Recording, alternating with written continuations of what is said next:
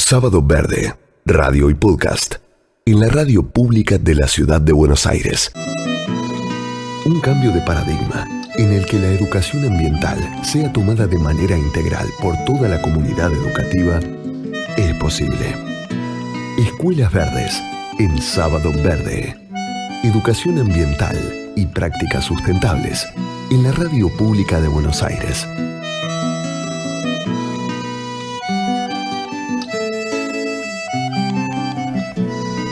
Estamos con Milagro Pérez Druil, coordinadora del programa Escuelas Verdes, porque nuevamente hace falta hablar del consumo responsable. El 15 de marzo, esta semana, fue el día del consumo responsable, así que nos parece una buena excusa esa. ¿Cómo te va, Milagros? Buen día. Hola, Sergio, ¿cómo estás? Espero que estés muy bien vos y toda tu audiencia. Sí, acá estamos con Cruz también escuchándote con mucha atención, porque dábamos cuenta hace un rato que volvió a presentarse la ley de plásticos de un solo uso para prohibirlos, ¿viste? Exactamente. Eso es un paso adelante, eso está muy bueno, los vasitos que tiramos, los platos y tantas cosas, ¿no? Sí, tal cual. Lo cierto es que cuando empezamos a hablar de consumo responsable es importante tener en cuenta que el consumo responsable es eso que empieza a suceder y a ocurrir mucho antes de comprar, efectivamente, sí. ¿No? Es decir, todo ese momento que nosotros dedicamos a pensar, a repensar cómo estamos consumiendo. Hoy por hoy sabemos que cada uno de nosotros es ciudadano, forma parte de una sociedad donde obviamente a su vez nos hemos convertido en ciudadanos consumidores o usuarios de servicios. Entonces también de alguna manera esta fecha nos invita a repensarnos como, bueno, qué derechos tenemos y qué responsabilidades también tenemos como consumidores, ¿no? Sí. Sabemos que el 20% de los recursos del planeta efectivamente lo está consumiendo solo el 80%. Entonces, de alguna manera, todo lo que hace al consumo, el consumo hoy por hoy es bastante desmedido y eso te da la pauta también de que hay necesidades insatisfechas, ¿no? Sí, aclaremos esto, sería el 20% del planeta consume el 80% Casi el 80% de los recursos, ¿no? Exactamente. O sea que queda un 20% para subsistir, digamos, ¿no? Tal cual. Para el resto. Para el resto, y eso, como decíamos, evidentemente da la pauta de que hay necesidades insatisfechas por un lado y que hay otro tipo de consumos hasta superfluos, podríamos decir, del otro lado, ¿no? Bien, lo de necesidades insatisfechas decís porque si es tan poco el porcentaje que está consumiendo la mayoría de los recursos, quiere decir que ahí hay una repartija que no estaría funcionando. Exactamente. Gente que no consume directamente. Exactamente, que la distribución de esos recursos es completamente desigual, inequitativa.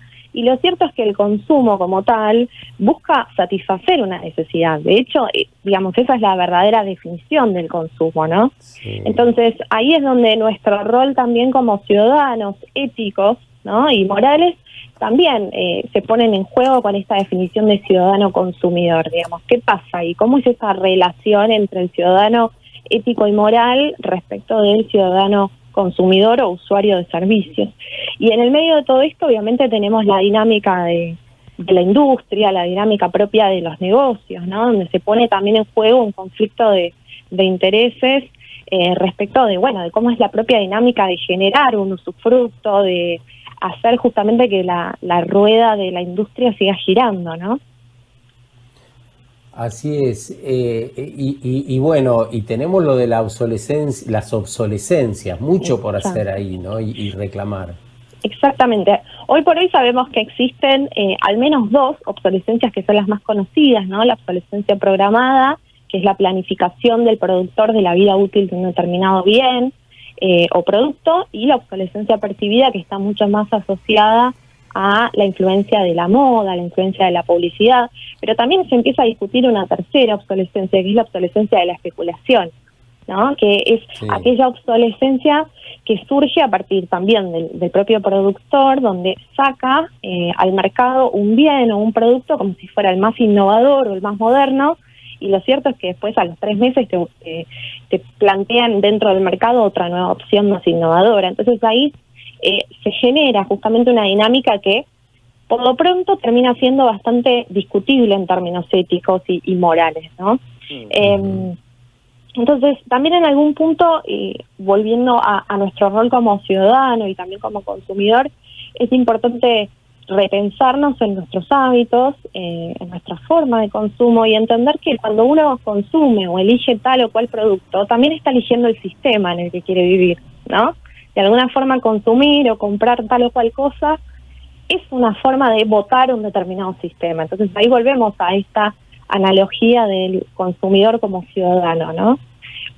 Uno cuando elige determinado bien, determinado producto, hoy por hoy sabemos que hay muchas alternativas para poder satisfacer una necesidad, ¿no? Esto que sabemos de las ferias de intercambio, las redes colaborativas, se empieza a hablar mucho más del consumo colaborativo, ¿no? Donde los bienes empiezan también a girar y donde ya no hablamos del tener o del poseer, sino efectivamente del usar, ¿no? Da la impresión de que también eso es toda una corriente de pensamiento que tiene que crecer más, ¿no? Exacto, sí. Por el momento sucede en pequeños nichos, en pequeños espacios, pero todavía no es una conversación, digamos, popular o masiva. No, la verdad es que es cierto que empiezan también a emerger determinadas discusiones que son interesantes, ¿no? Esto que conocemos como el carpooling, ¿no? O como servicios que de alguna manera tratan de parecerse a esas dinámicas de colaboración, de usos compartidos de determinados bienes o servicios. Se empieza como a democratizar un poquito más también el acceso a este tipo de consumos, pero todavía falta bastante porque todavía queda como esta sensación de que el tener o el poseer determinado bien es lo que efectivamente nos garantiza satisfacer una necesidad, ¿no? Y hay otras formas de satisfacer esa necesidad, ¿no? De consumir. Sí. A toda esta idea también es cierto que se opone la multiplicidad de ofertas. Vas a comprarte un azulejo porque se rompió alguno en la cocina de tu casa y tenés 258 variedades diferentes. Y esto de lo que sea, vas a comprar fideos, arroz, y ahí hay como una cosa desenganchada de todo esto que venimos hablando, ¿no? Sí, de alguna manera hasta parece como una trampa, ¿no? Como una trampa para el propio consumidor, porque uno quiere buscar alternativas y de repente aparecen alternativas que son todas muy parecidas entre sí, ¿no? Entonces, ahí es donde también, claro, muchas, y donde siempre hacemos este juego, esta dinámica con los chicos de pensarnos nosotros dentro de un supermercado, ¿no? Recorriendo las góndolas y reconociendo que en las góndolas prácticamente todos los productos que se disponen y que se exhiben ahí son muy parecidos, ¿no? ¿Y qué dicen los chicos? Porque sus papás son estos consumidores, o somos estos consumidores que todavía no pudimos hacer el clic, por lo menos del modo acelerado que haría falta. ¿Qué dicen los chicos? Y lo cierto es que los chicos toman esto también con mucha naturalidad, ¿no? La mayoría de estas nuevas generaciones han nacido en este contexto, ¿no? Donde es normal ir al kiosco y reconocer que hay muchos tipos de chupetines o muchos tipos de caramelos, ¿no? Hoy por hoy, justamente plantearles una alternativa diferente a eso les suena hasta antinatural, de alguna manera, ¿no? Antinatural, como que no es algo común a lo que ellos conocen desde chiquitos, desde bebés incluso. Yo creo que también ahí tenemos una oportunidad de trabajar con docentes, ¿no? Ahí es donde aparece también esa figura del adulto responsable, consciente, ya ciudadano, que tiene esa posibilidad de plantear algo distinto, ¿no? De que incluso habiendo tenido ese docente en su infancia o quizás más de joven, otra experiencia, puede volver a replantearse. Bueno, ¿qué es lo que estamos haciendo ahora que quizás esté mal y podemos modificar? Entonces, bueno, en términos ciudadanos, me parece que obviamente la pata de la educación desde la escuela y hacia la comunidad es re importante, pero al mismo tiempo también cada uno de nosotros como ciudadanos exigir al Estado las normativas que acompañen esto que en parte hablábamos recién, ¿no? La ley de prohibición, ¿no? De uso de plásticos de un solo uso, o la ley de envases, ¿no? Volver a replantear y a poner sobre la mesa la importancia de la responsabilidad extendida al productor. Y por supuesto también entender que todas las instancias del consumidor, el productor, el Estado desde su rol, todos formamos parte de este sistema y debemos poner nuestros mejores esfuerzos para dinamizarlo de otra manera. Nos dejás pensando mucho, Milagros, por todo lo que hay para hacer, pero también por la necesidad de comprender. Te escuchaba y pensaba, es mucho más que un impuesto a la riqueza. Esa cifra que diste, el 20% de los habitantes consumen el 80% de los recursos disponibles.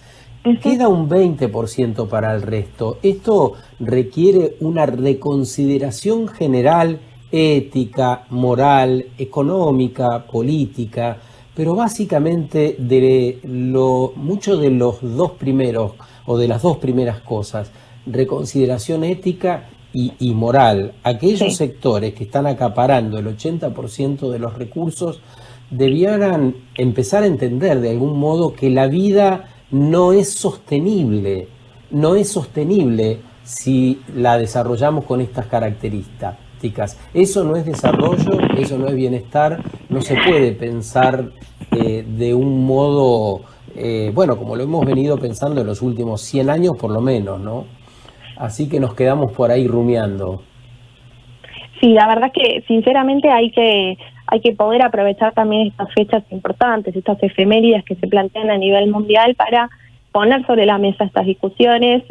Consumimos todos los días, no solo de lunes a viernes, sino incluso los fines de semana. Entonces siempre estamos ahí en la puerta, en la entrada, de poder repensar qué estamos haciendo y cómo podemos mejorar lo que estamos haciendo.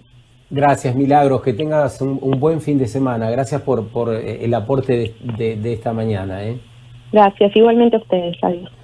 Milagro Pérez Druil, que es la coordinadora del programa Escuelas Verdes de la Ciudad de Buenos Aires, sobre consumo responsable hoy. Sábado Verde, radio y podcast, en la radio pública de la Ciudad de Buenos Aires.